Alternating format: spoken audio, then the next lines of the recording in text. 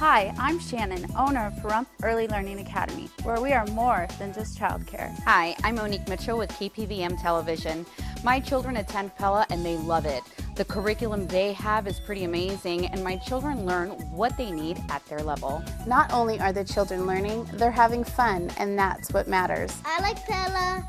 They help you with your homework, and it's fun. Give us a call today to tour our facility at 751-5335. News 46 is brought to you by Comfort Hospice Care, where we give our patients and their loved ones peace of mind, knowing we provide the highest quality of care 24 hours a day, 7 days a week. For more information, call 751-0349. News is also brought to you by Star Nursery, for all your landscape and gardening supplies right here in Pahrump. Call 775-727-5300 for more information.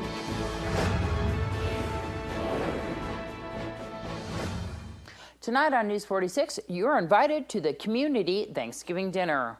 Pahrump Valley Fire and Rescue gives holiday safety tips, and the Senior Center holds their annual feast. News 46 starts now. You're watching KPVM News 46 with Deanna O'Donnell.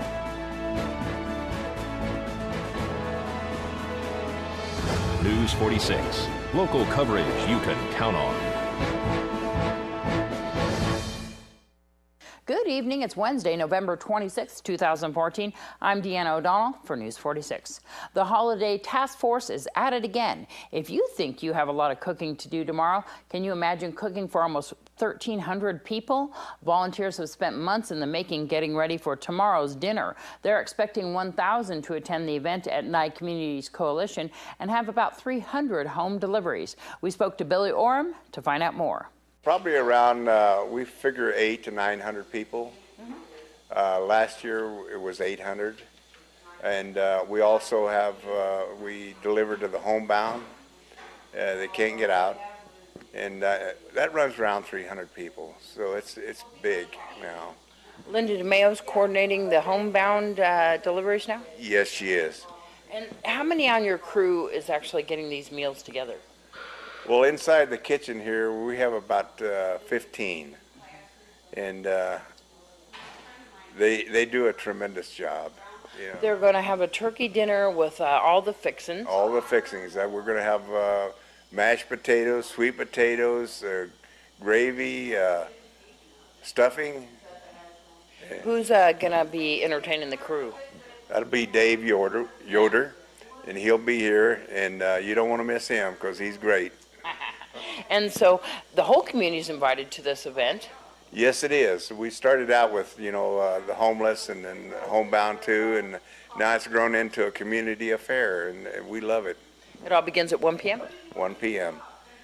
And so come on down to the Nye Communities Coalition on the corner of West and Wilson Street to enjoy a community dinner with all the people down here. And you have so many people to thank for helping out and donating these things. I know you changed your menu a little bit. Instead of doing the full turkeys this year, it's much easier. You guys have decided to go with butterball? Yes, we went with just turkey breasts. We don't have any waste. Paul Miller was on that end of it, and he done everything to get those turkeys in, and we got them. So. And this is a really great kitchen to be able to use. Oh God, yeah. We used to do it over at Bob Rudd Center, and this is tremendous here. A lot of donations came to bring this about. Oh yeah, that's the only thing that we work on is donations, and people have been great. I love that picture that Darby took of Paul Miller there. And if you need a ride to tomorrow's dinner, or if you're in need of a delivery, please call 209-4683. Homebound seniors received a very special delivery today from our own firefighter paramedics. We're at the Senior Center today. We're going to be delivering Thanksgiving dinners to those seniors that can't get out today and enjoy the meal that they host here. And so each of the engine companies has a number of boxes with meals in them. They're going to be delivering directly to their houses, and it gives us the opportunity to intermix with the community and give back to those that help us so often during the course of the year. We've been doing it since I've been here, so we're going on our 14th year that I'm aware of. It probably even precedes that. Kind of look forward to every year. You know, it's part of our tradition, and we enjoy it. And this year, especially since we have some town staff riding with us, so it's a team approach. You know, it's pretty rewarding. Yeah, the folks are happy to see us. Not only the fact that it's the fire department, there's their, you know, community forces coming out to serve them, but also just, you know, acting on behalf of the senior center was just such a great job year long. The staff came in and volunteers started at 2. They started cooking meals so that we had these prepared this morning when the firefighters got here at 8 a.m. You've been here since 4. What have you guys been doing? Cooking, cleaning, getting set up for this afternoon because we have our lunch today as well, and we're having our 11 o'clock. We have about 140 people coming in, and then again at noon we have another 60 or so that'll be coming in. Some Firefighters to pick up. How many were there? There were almost 100 that went out this morning. So this is something that these homebound seniors really look forward to, and I was speaking with Scott Lewis a little bit about what's it like to deliver to these seniors. They're expecting the firefighters to come, right? Yes, we've given them all a notice so that they don't panic when they see a firefighter or an ambulance in front of their homes all of a sudden. But yeah, and they're used to it because it's a regular routine, and so firefighters are fabulous to do this. Scott has been just amazing. And that security is something that really is important. Absolutely. These are seniors that are unable to get out, unable to be able to do the things that most of us have the opportunity to do. So it's really it feels so good to do this every year too, and it just makes us all real happy, and that's why I've got the best staff in the world. They come in, they don't complain, they smile, it's a joy to do. We all love it. We want to wish everybody in the community a happy Thanksgiving and a Merry Christmas, but most of all, thank them for all the donations and all the support that we do get. It's what we run on, and it's amazing. We are just very, very blessed to have all this support that we do get. When we come back from this break, we'll have your holiday safety tips.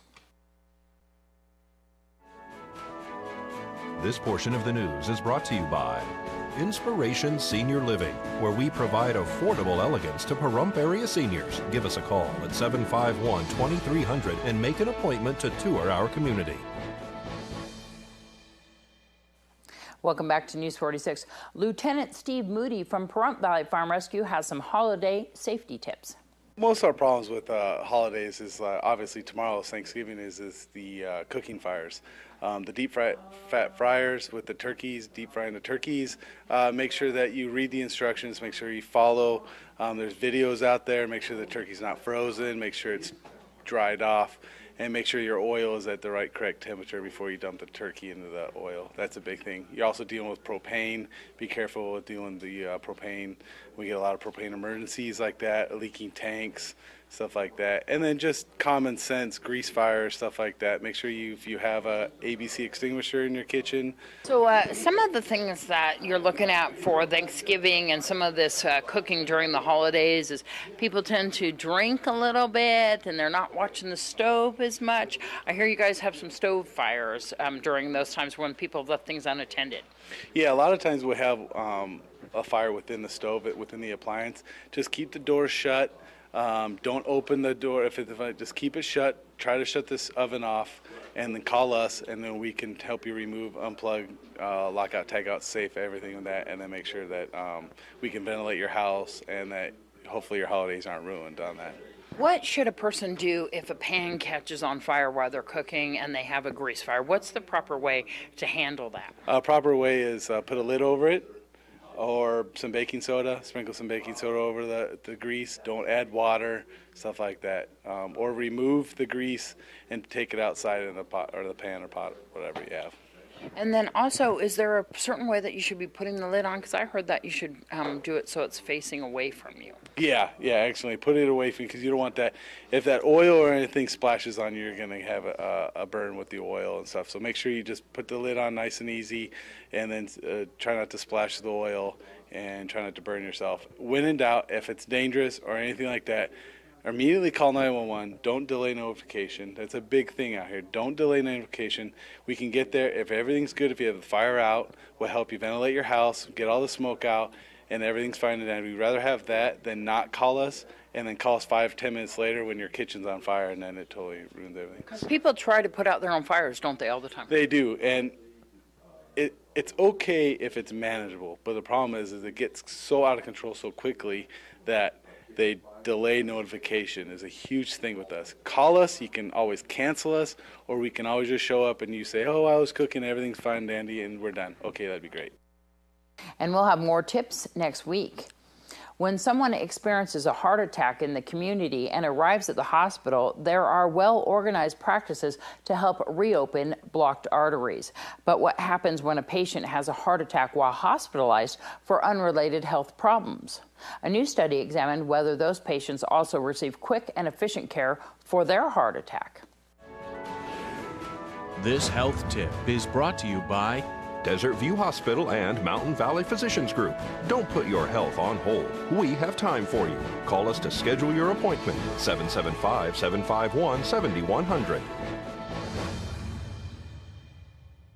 More than a year ago, David Collins was in the hospital receiving his last treatment for kidney cancer when he had a heart attack.